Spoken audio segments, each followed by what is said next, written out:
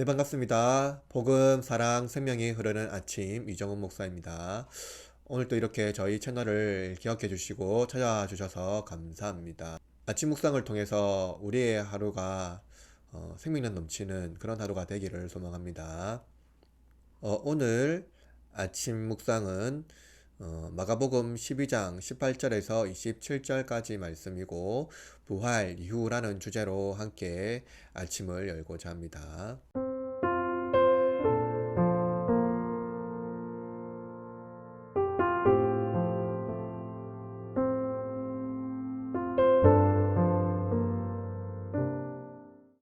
인간의 상상력은 기존 세계를 벗어날 수가 없습니다. 모든 상상력은 기존 세계를 새롭게 해석하고 변형하는 것 뿐이죠. 오직 하나님만이 창조의 능력이 있으며 우리가 단 한 번도 경험하지 못한 새로운 세계를 만드십니다. 이런 의미에서 부활 이유에 대해서 살펴보도록 합시다.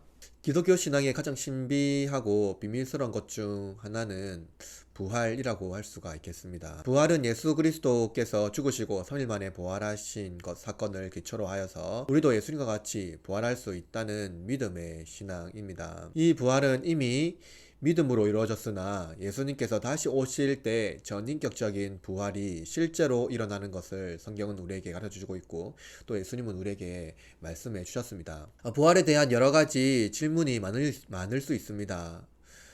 그것은 매우 신비스럽고 우리가 현실 세계에서 경험하는 것을 초월하기 때문이죠. 인간의 상상력은 인간의 경험과 이성을 넘어설 수 없습니다. 이는 외계 생명체를 우리가 상상하지만 인간의 상상력은 기존의 세계를 재해석한 것 뿐이죠. 즉 인간의 이성으로 하나님의 지혜를 이해하려는 것은 명확하지도 않을 뿐더러 어떤 경우에는 잘못된 방향으로 나아갈 수도 있습니다. 오늘 본문의 사두개인이 그와 같습니다. 사두개인은 바리새인이 정치적인 질문으로 예수님을 공격하는 것을 보고서 이후에 매우 신학적인 질문을 예수님께 합니다. 여러분도 잘 알고 있겠지만 사두개인은 모세 오경만을 유일한 하나님의 계시로 받아들였고 그들은 부활을 믿지 않습니다. 이는 모세오경에 부활과 관련된 언급이 없기 때문입니다. 그러나 이들은 예수님께서 부활을 믿고 계신다는 것을 알고 있고 그러므로 예수님께 부활에 관한 질문을 합니다. 이들의 질문은 매우 교묘한데요. 당시 사회에 계대 결혼이라는 유대의 제도가 있습니다. 그것은 첫째부터 일곱째까지, 즉 장남이 죽으면 처남에게, 처남이 죽으면 삼남에게 그 한 여인이 그 자손을 유지하기 위해서 계대 결혼을 한다라는 것을 말하고 있는 것이죠. 그런데 만약 부활하게 되면 그 여인은 일곱 남자들과 결혼하게 되는데 과연 누구의 아내가 되느냐는 것입니다. 매우 전략적이고 교묘한 질문입니다. 부활을 믿는 자들은 현실과 부활의 연속성에 대하여 심각한 고민을 하지 않을 수가 없습니다. 그러나 사두개인은 성경을 알지 못함으로 오해하였다고 예수님께서 말씀하십니다. 먼저 예수님은 이들이 중요하게 생각하는 모세 오경의 말씀을 기초하여 성경을 해석하시는데요. 예수님은 모세가 가시떨기 나무에서 하나님의 부르신 장면을 그들에게 소개합니다.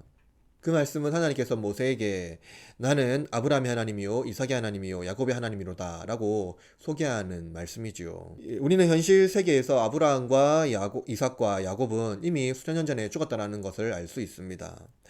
그들이 우리가 살아가는 현실 세계에서는 실존하지 않지요. 그러나 하나님의 입장에서는 그들은 하나님의 품에 여전히 살아 있습니다. 죽은 자들이 아니라는 것이죠. 그래서 예수님은 하나님을 죽은 자의 하나님이 아니요 산자의 하나님이라 라고 말씀하고 있습니다. 사두개인은 현실 세계와 그들의 경험으로 하나님을 이해하고 예수님께서 부활에 대한 그들의 이성적인 질문에 답하지 못할 것이라고 확신했지만 오히려 그들은 모세 오경조차도 제대로 이해하지 못했습니다. 하나님께서 말씀하신 세계는 단 하나도 없어지지 않지요. 하나님의 자녀는 여전히 하나님의 품속에서 하나님과 예수님과 성령님과 함께 살고 있습니다. 우리의 믿음의 형제 자매들도 하나님 품속에서 살고 있다라는 것이죠. 또한 또 하나 부활과 결혼입니다. 사두개인은 부활 이후의 부부관계에 대해서 예수님께 질문하였습니다.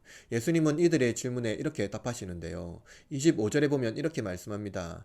사람이 죽은 자 가운데서 살아날 때에는 장가도 아니 가고 시집도 아니 가고 하늘에 있는 천사와 같으니라.